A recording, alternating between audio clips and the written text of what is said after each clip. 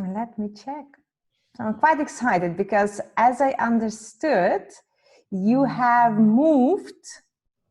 You Yes. have moved to another country, right? Yes, I moved from Belgium to Portugal, All so that was right. quite an experience. I'm just settling down now, but I'm feeling much more comfortable with my surroundings. I found an apartment. I have somewhat of an office set up, but I'm still getting settled. But I'm loving it here.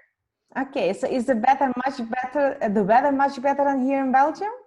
Well, I mean, during COVID, the weather in Belgium, in Brussels specifically, was beautiful. Mhm.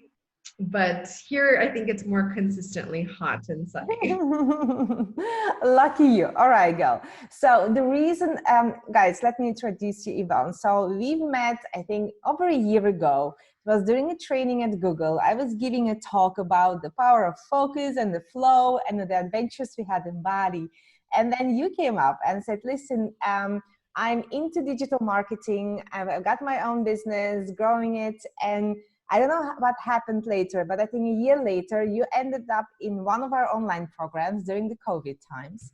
And so we had again this conversation about the power of digital marketing, especially during the Corona time.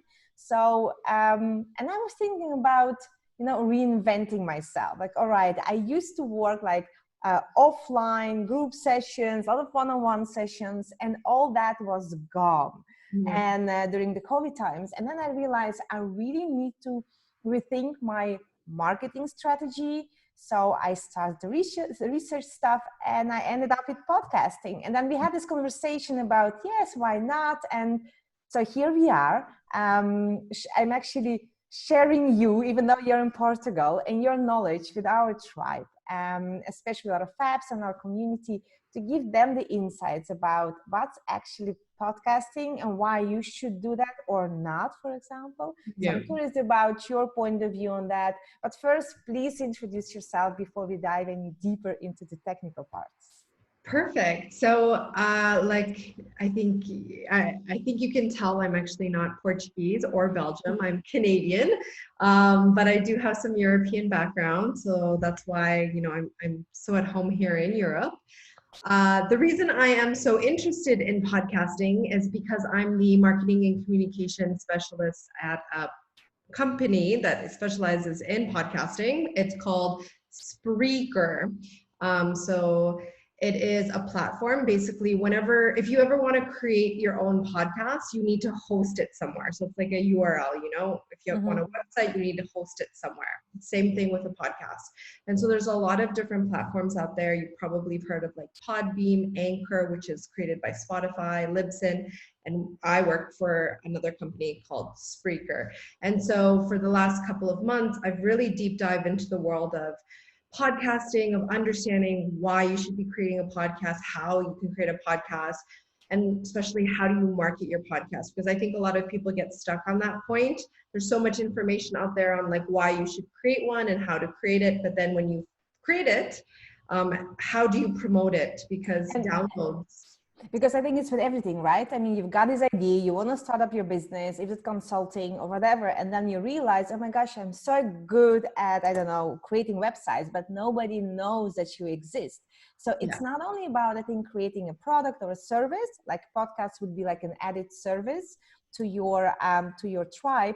Yeah. But again, you need to market it. And if your list isn't that big yet, then the question arises, all right, where do I start?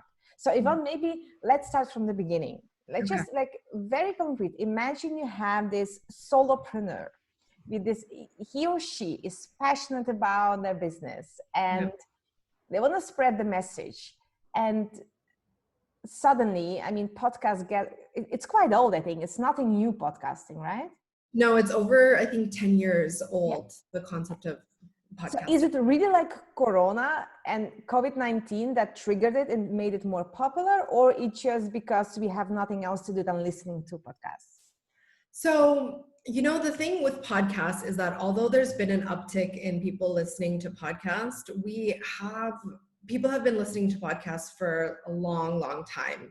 I don't think COVID has sparked an increased, like a huge spike of it. I think it's just people are starting to realize more and more this phenomenon of podcasts. And I think what's really interesting for a lot of people is that unlike other social media channels, podcasting is still not as saturated as Facebook or as Instagram. So you still have the ability to create a voice for yourself and to be able to do something within your particular niche. And I think that's why a lot of people are looking to podcasting. I personally think that podcasting, even pre-COVID times, a lot of people, when you're in the car and you're driving to work in the morning, in that 1 hour that you're in the car, or if you're taking a shower, or if you're cooking, people listen to podcasts at that point. But what we're seeing right now is that although podcasting was really a big thing in the States, a lot of other countries are also catching up. So we're seeing upticks in France, in Italy, especially in Brazil, in Latin American countries like Mexico. So there's more and more people that are starting podcasts in many different languages, and it's just growing. So where do you start? You are this solo entrepreneur. You have to do everything by yourself. So you don't have a crazy budget to hire somebody and just freelance it out and say, okay, I'll just create content and that's it. So imagine, I'm doing it from zero. And by the way, I don't have any podcast yet. So this your pitch would actually define if you will start one or not. So Where do you start actually? So I think where you start is you understand kind of why you want to do it and should you do it. Because I think with a lot of marketers, and I know I do it as well, we think we need to be everywhere. And so what happens is that we end up burning ourselves out because we're trying to do everything. Podcasting takes a lot of time. And the problem with podcasting is that it's a prolonged long-term effort. So it's something that you need to do consistently. To be successful in podcasting, you need to have consistent episodes being published. What is consistent? Is it like daily, weekly, monthly? That depends on you. You get to actually figure out what your consistency is, but then you have to stick with that consistency. So you have to be realistic in terms of what your time is. So if you say I can only publish one podcast per month, I would say maybe that's too much time of elapsed. But even if you can do it, every 2 weeks, I think that's still fine. But at least people know, every Monday and every 2 weeks on Monday, there's going to be an episode that will drop. And so they can kind of anticipate that. So I think the first thing that you really need to do is you need to be 100% realistic. Is this something I can take on? Because it does take time. How much time does it take? Because I think if you've never done this before, you always underestimate it. Yeah. It really also depends on, like you said, if you do have a budget, even if it's a small budget, you can maybe hire out a couple of things here and there. And it also depends on the structure. If it's just you talking and you don't really have to prepare or find interview guests or do any of that kind of stuff, then it probably won't take you that long because you'll just talk and you talk about your ideas or your thoughts. And then, I don't know, it also depends on how long you want it. Do you want it a 5-minute podcast or a 1 hour? Can you switch? Can you decide today I just have 5 minutes for inspiration and tomorrow 90 minutes, or it's not done? The thing is that you need to have, like I said, consistency. So even with episodes, it needs to be consistent. So you need to say I want it 30 minutes, or you do 2 types every month. So you do this type of show that's an interview format and it's 30 minutes. And then you do a solo, you talking show, which is 10 minutes. But you don't want to do too many formats because then your listeners will probably get confused. I don't understand what she's trying to say or what she's trying to do. So there needs to be a little bit of consistency in that. But it's a little bit easier than video. So, why? Is it because you don't have to look pretty? That, yes. But you don't need as much equipment. It's much cheaper to be able to do it. A lot of people that I know that I talk to, because we have a Facebook group and we have a number of podcasters within our Facebook group. And many of them say that they just use their iPhone to record their voices, and they use a free Skype if they do interviews. and that's all they do. And so their investment budget into creating their podcast is zero in terms of equipment. So if I'm listening right, you're saying that if you don't have a big budget, you don't have the experience, you don't have a list of guests that are waiting to be interviewed by you, then you can start solo. Yeah. And by defining like the length of your podcast, like say max 30 minutes once or twice a month, and stick to it. And then can you later decide like, listen, now I'm ready for the interview stuff. Now I am ready to invite people, and that would be longer than 30 minutes. So this is actually, it's doable, right? Yes. So I'll give you a little bit of example. So I'm going to try to launch my own podcast. I'm a solo entrepreneur as well. I wanted to create, I'm launching a swimwear company. I wanted to create a podcast that focuses on branding, because branding any type of product is very important. So what I did, and I'll show you right here my equipment. I got this little microphone with a pop filter. I don't know if you see it. Yeah, I see it, yeah. So it was, I think, like 40 or 50 euros. I used my own earphones, and I started sending out emails to a lot of different people and setting up interviews. And so it's just as simple as that. And you just have conversations with them. Your equipment, you know, you don't have to buy a microphone if you don't want to. You can use your earphone, your microphone earphones, and then you just go for it. So I think it doesn't have to be as stressful, or you don't have to overthink it as much as I think everyone tends to overthink things. Just understand your target audience, who you want to reach, where, or like what they want to listen to, the structure that you want to do, if you want to do like an interview or solo. Mm-hmm. And then from that point onwards, you just think of the name, the cover art, and then you record. Well, that's a lot. I mean, let's break it down. So the first thing, I think this is the most important question you need to, ask yourself: who am I talking to? Yes. Because I think that's the biggest mistake many of us do, and not only in podcasting, but actually with any marketing communication we do. So I think the first thing we really need to get clarity on, okay, who's my target audience, what's their needs, and how can I fill that in? So It should be valuable, because you can invest, I think, a lot of, your marketing budget will be much more smaller when you know when you're talking about and to the right people. Exactly. Instead of like crazy investing, a lot of money into promotion of that, of a certain topic. So the first thing you said, okay, know your audience and know what you're going to talk about. This is the first thing. Then you said, define the structure. Find the structure. So then you just say like, well, I want to do interviews, or I want to do solo, or I want to start with solo and then go into interviews. It doesn't have to be like a very defined set in stone thing, but just kind of understand.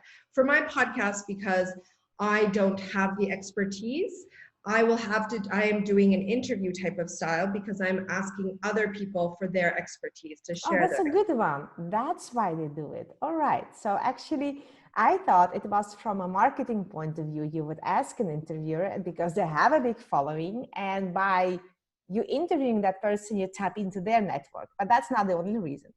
That's not, you can do that. Definitely. That's a great marketing strategy. But the reasoning behind why I started interviewing people was because I'm not an expert in the field. I'm very interested in learning more of the field in terms of branding. And so I interview individuals who are experts in that field and ask them questions about it. Whether or not they have a big following, they do have followings, but I'm not looking specifically at that. I'm just looking at people who know what they're talking about. So that was the structure that I wanted to do for my podcast. It can be very different for whoever wants to start their own podcast. Another cool thing that I'm following so many guys on YouTube and all the inspirational speakers, and one of the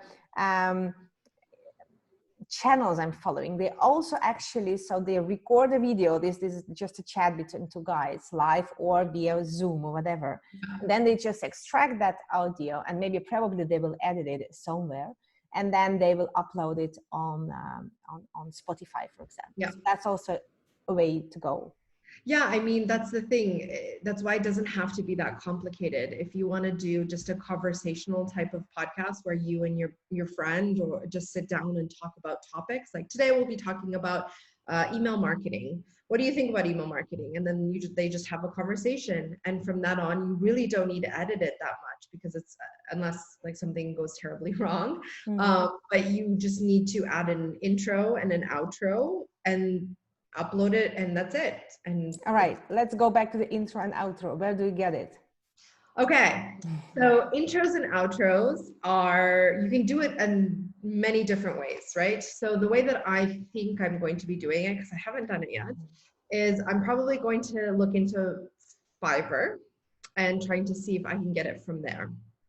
So with intros and outros, basically what it is, it's a song, a type of song with an introduction to what people are listening to.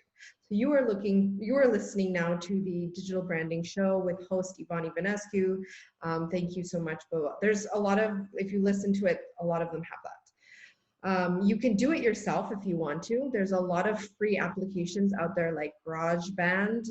There's Audacity. There's also like paid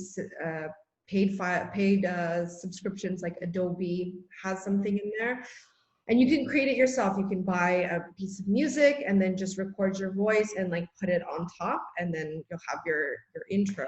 Or you're smarter, like you said, you go to fiverr.com and you get it for $5. You've got an amazing intro probably. Yeah, exactly.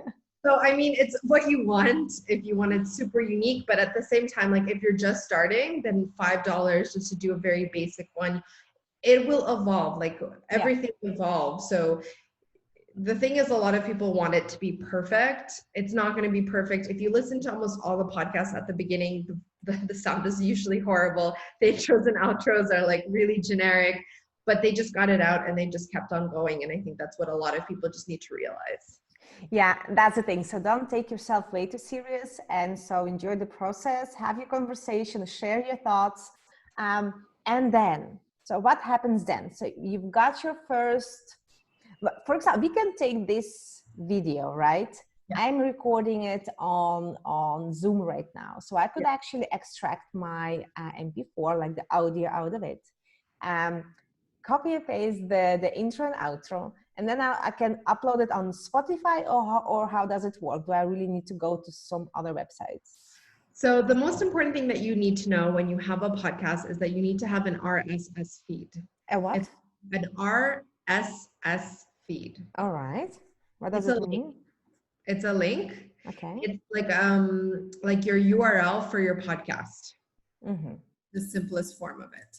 So it's your URL. That's where your podcast is. That's like, it's where your podcast episodes will be. It's the link to that, right? And it's very important that you have an RSS feed that can move from different platforms and that it's not in one place. Because if you decide to do, if you decide to go on a platform like Spreaker or Libsyn and you decide to change, you want to be able to take your RSS feed with you. It's just easier that way. This is very... So that means that it's not possible everywhere, right? If you say that? Sometimes you just have to ask. Sometimes some platforms kind of lock you in, but you just ask about it and just have a question asking them, if I want to change in the future, how will that work? Just so that you have an understanding in terms of if you don't want to move to another platform, you can do that. So I think it's really important to ask. So let's use your example, the Spreaker. Yes. Is that possible over there? Yes, we have a lot of people moving in and out of Spreaker all the time. You know, a lot of platforms, once if your podcast becomes super popular, then platforms tend to fight over you. Mm-hmm. So with incentives and stuff, so a lot of people end up moving their podcasts to different platforms. All right, let's go back to incentives. How does that work? So, okay. Let's go back. Let's try to say, when you go into a platform, mm-hmm. It's somewhere where you host your podcast, right? So it's you host all of your episodes. There's usually a tiered system. So there's a free version, then there's a paid, and then there's a pro, and there's et cetera, et cetera, et cetera. I don't know about other platforms, but Spreaker, for example, allows you to monetize your podcast right off the bat, even if you don't need a threshold in terms of like X amount of downloads. You won't be getting like millions of dollars, but you might get to like a couple of dollars here and there. Mm-hmm. The way that we advertise is that we have mid-rolls, pre-roll, mid-rolls and pre-rolls, which are automatically inserted into your show. So if you've ever listened to a podcast and you hear like a commercial at the beginning of the podcast or the middle of the podcast, that's probably like an ad that has been inserted. Okay, it's like with YouTube. So I compare it with YouTube. You have the free version, so I have the ad popping in. All right. Exactly. But unlike YouTube, there are different ways that you can monetize. I mean, no, actually, similar as like YouTube, there's very different ways that you can monetize. For example, when you have a YouTube video and they say, this video is sponsored by blah, blah, you should check it out. You can actually do that in a podcast too. And you probably listen to that as well. If a company sponsors a podcast, you'll see the person actually talking within the podcast that this was sponsored by blah, blah. Mm-hmm. There's very different ways of doing it. When platforms start fighting over you is because you have a lot of downloads and therefore you have a lot of possibilities for monetization. Because the thing is, when you're monetizing, you don't get 100% of the money. The platform gets a percentage of it. Mm-hmm. So if you are very popular and you are monetizing at a high number, platforms will try to fight over you in terms of providing you like free hosting or like different types of, depending on the platform, for you to come onto their platform. Okay, because, sounds interesting.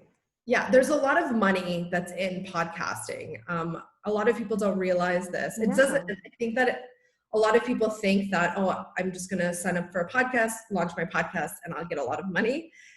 It takes like 2 or 3 years of consistent podcasting to be able, and thresholds that you need to reach.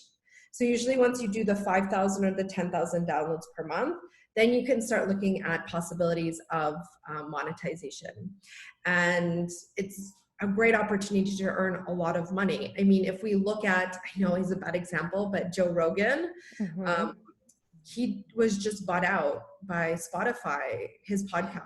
Why is it a bad example? I actually follow that guy, maybe. Oh, because a lot of people don't like him and he's a little bit controversial. All right. I like this guy. Okay. Okay, that's okay. He has a very popular podcast, right? And Spotify just asked him to sign an exclusive deal so that his podcast will only be available on Spotify for like millions of dollars. And they also signed Kim Kardashian to launch her own podcast on Spotify, exclusively on Spotify. So Spotify, for example, we see are doing huge money moves in terms of really trying to get a hold of the podcasting industry. And I think that's super interesting. It demonstrates that it's growing. It's needed. All right. So, but before we can monetize our podcast as a starting solopreneur, doing it all by yourself,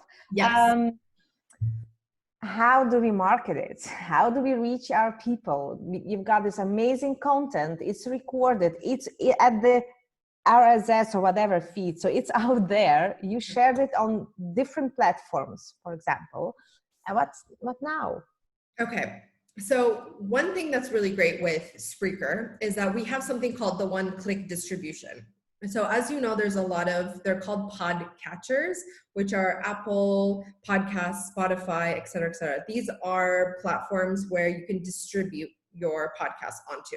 Mm-hmm. So the great thing about Spreaker is that if you upload your podcast on Spreaker, you can just click, and it just distributes in automatically to all of these places. So that's the first thing that you can do to be able to have your podcast available in different places, because the more that it's available, the better it is. Okay.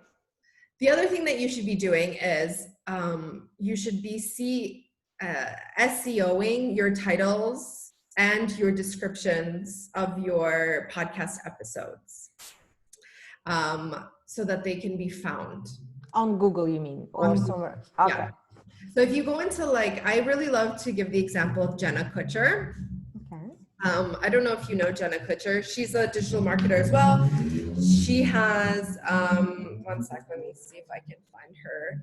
She has a podcast called Goal Digger. Yeah, I've got it. Yeah, I follow her as well. Yeah. Yeah.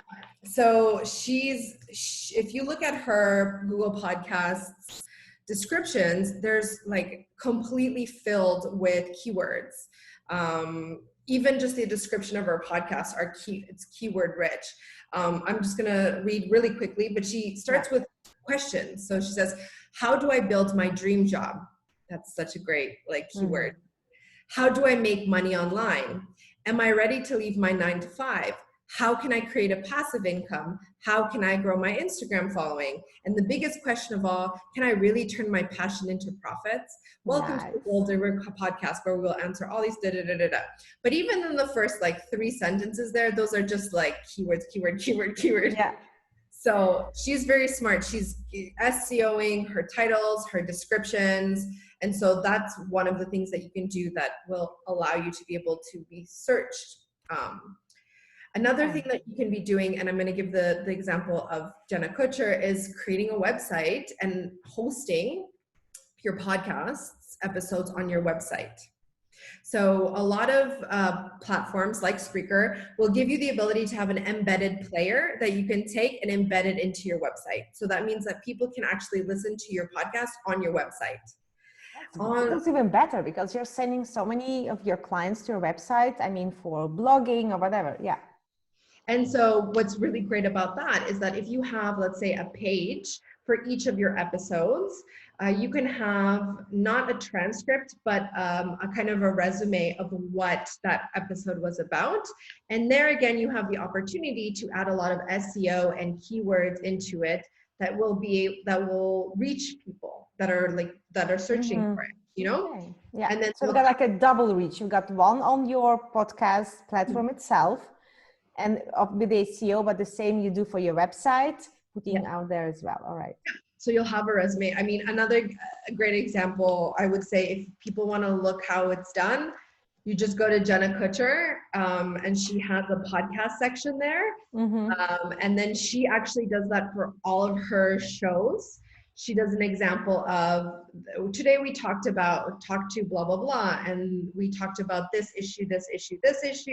And then she even adds at the bottom, this episode was sponsored by blah, blah, blah. If you want to check out their products, click here. So, I mean, great. And then you choose your sponsor yourself that actually aligns with your values and your target audience. And this is what you see with the many podcasters I'm following. They start their episode with their sponsor. They only choose often one. And there is a link. It's a logical sponsor. It's not like, I don't know, chocolate cookies sponsoring people who are trying to lose weight or whatever. So it's a logical connection, and it's more reliable. And then you are more likely probably to go to the website and check them out. I mean, the sponsor. Yes. The problem, however, is that if you are going to do automatic monetization, so if ads are automatically inserted, then you can't actually choose. So you can choose the categories, like I'm a weight loss company, I don't want food to be mentioned. So you can say for food ads, but you can't say like, I want this. So then it gets a little bit more complicated, and you have to decide how you want to monetize in the end and how you want. But that's the great thing, you can choose. Yeah, you can choose. And then actually, if you know already, I mean, it's not always about, I think, the numbers. If you have a very, 5,000 great followers, and they're every week out there active, sharing, then you can go yourself to a potential sponsor and say, listen, there is a match, we should really work together. And I think the most important thing is that if you want to find a sponsor, I think my opinion is that you need to have a website. You need to have a website to demonstrate not only what you do, but also your podcast. And so maybe have those notes, those show notes, or those overviews within your website, just to show that you are professional, you know what you're talking about, everything's there. Because sponsors are looking for someone that's serious. We want someone that we can work with on a consistent basis. If you work well with a sponsor, they will probably pay for longer periods of time. They will probably invest more into you.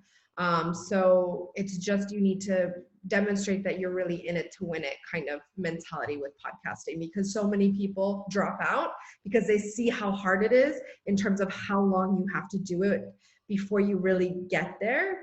You know, it's not something that you'll go viral. I mean, you can if you're very interesting, but I'm most.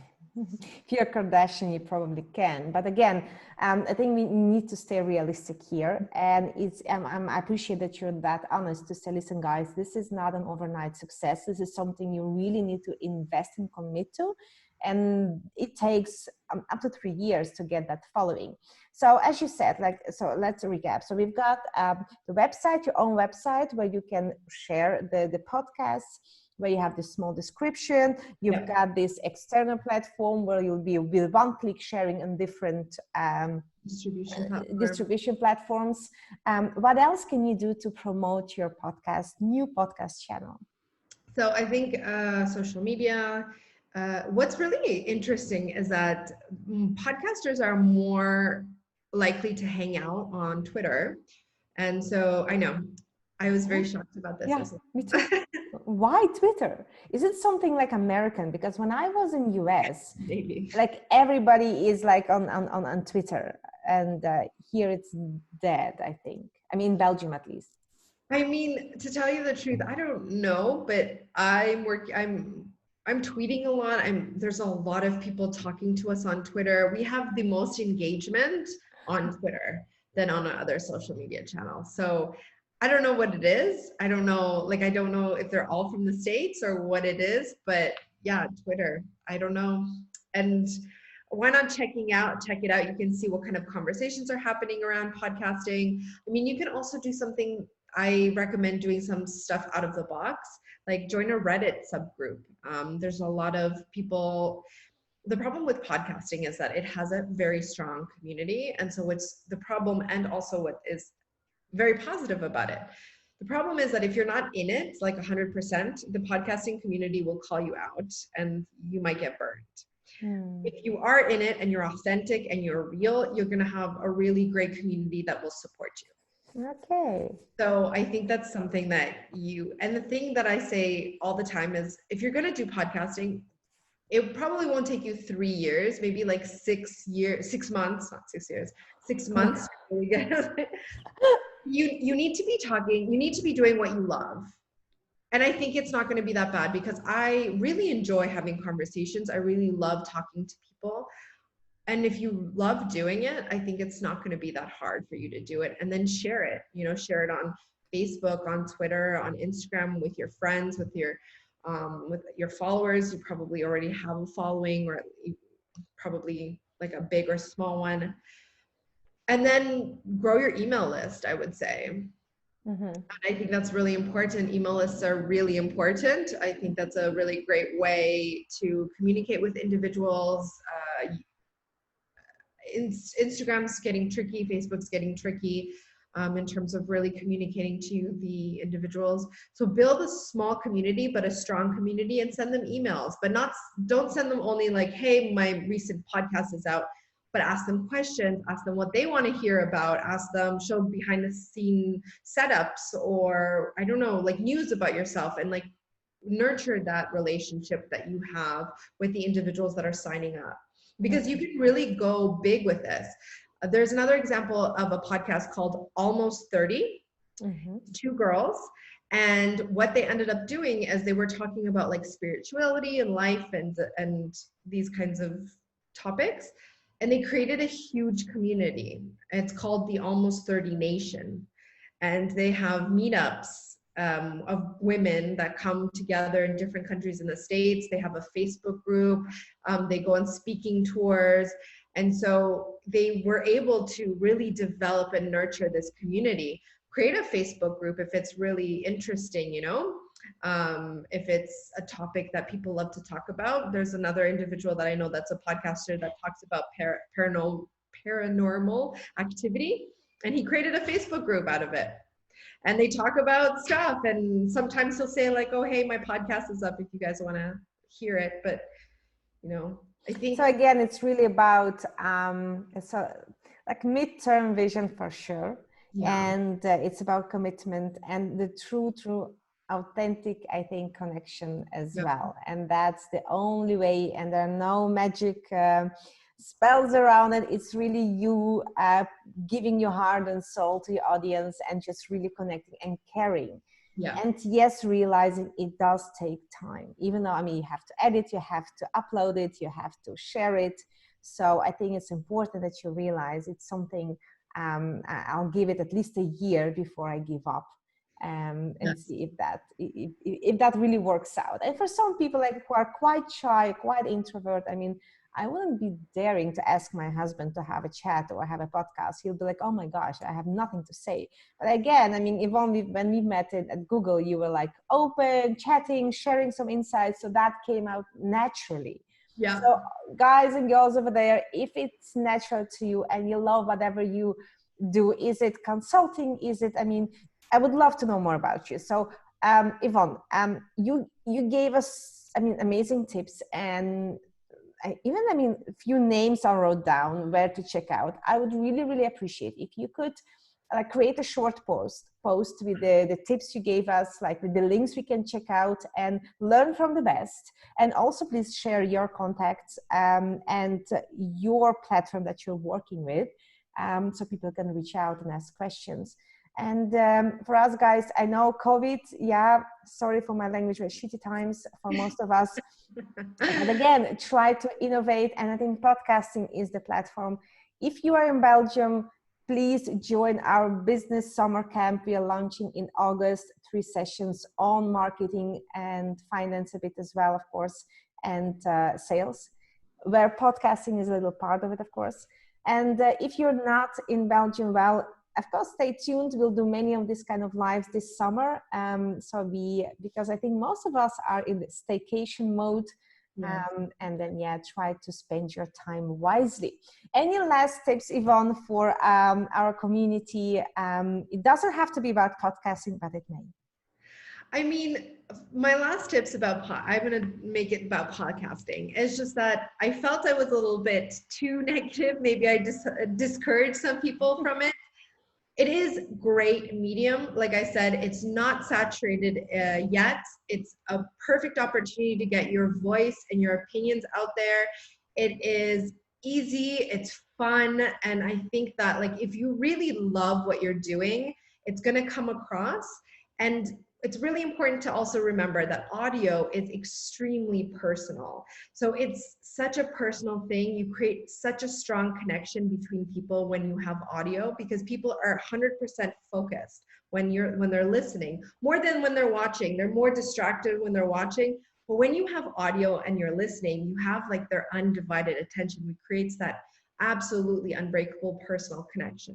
And I think that it's in such an interesting medium, and I would recommend everyone to look into it. And if they have any other questions, please let me know. I will make sure to link everything. And I really do hope that you try podcasting, because it is absolutely fabulous. Well, Yvonne, you did convince me. So I'll dive deeper into the RSS feeds and find out where it would, I mean, it will be hosted, or for sure we'll collaborate in the future. So thank you so much for your insights. Very valuable. I've learned personally a lot, because I'm such a newbie in this new like marketing channel. But I'm looking forward to it. So thank you so much. For those who joined us, thank you. You'll see the replay, and I'll extract the audio so that we can put it in our next podcast. All right.